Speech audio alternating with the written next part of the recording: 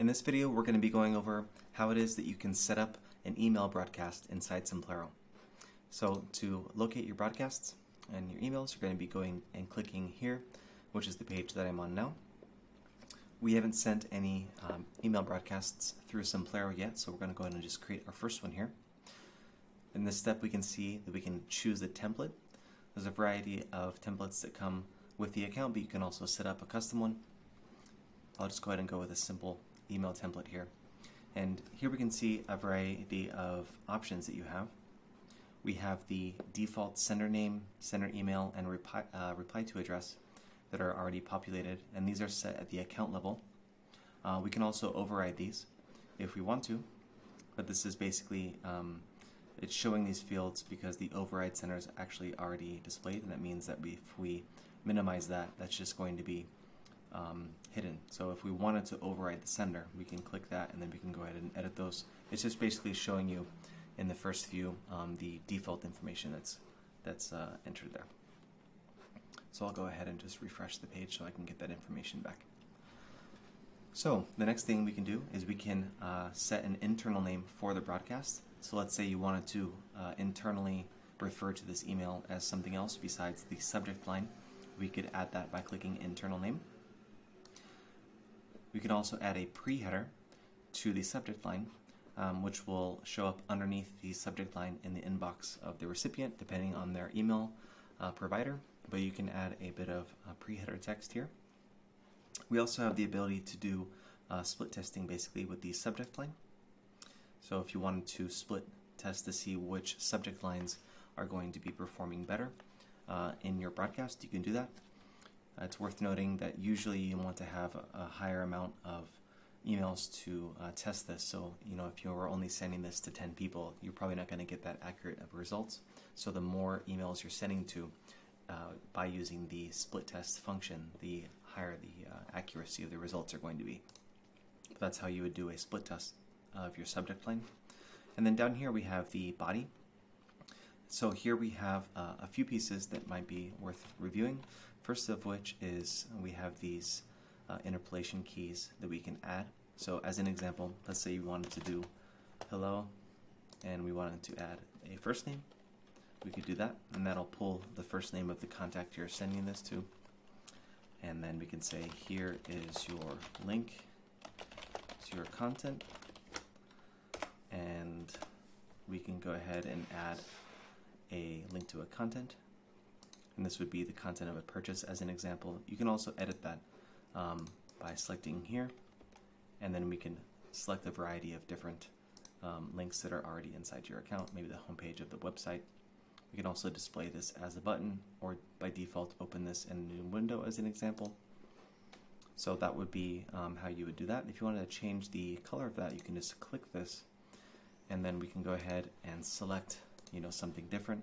That would be of the text.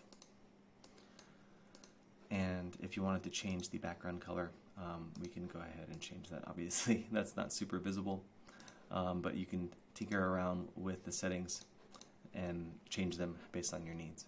But here is where you would put the content of the broadcast you're going to be sending.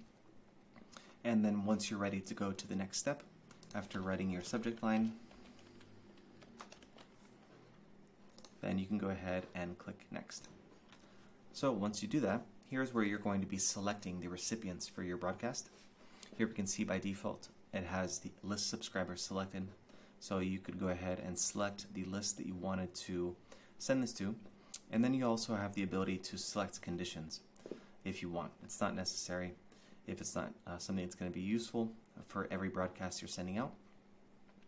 But let's say that you wanted to only send an email broadcast to list subscribers for this list specifically, and only if they maybe have a specific tag. So you could select as a tag, and then you'd select whatever tag that you would want to send it to, right? So only list subscribers that have this tag. You could save your changes, and then this would narrow it down considerably depending on how many people have the tag. Currently we don't have anyone that has that. So I'll go ahead and just remove the conditions in this case so I can go through with a test. Here we can see that we're excluding by default contacts that are considered unengaged, you have the ability to disable this or enable this depending on your needs. And you can also add exclude groups, just like you can add include groups, right? We're including the list subscribers, but if you wanted to exclude people maybe within that include group that are maybe subscribed to this list, then you can go ahead and save that as well, and that will basically subtract any list subscribers that are subscribed here from the list that are subscribed here.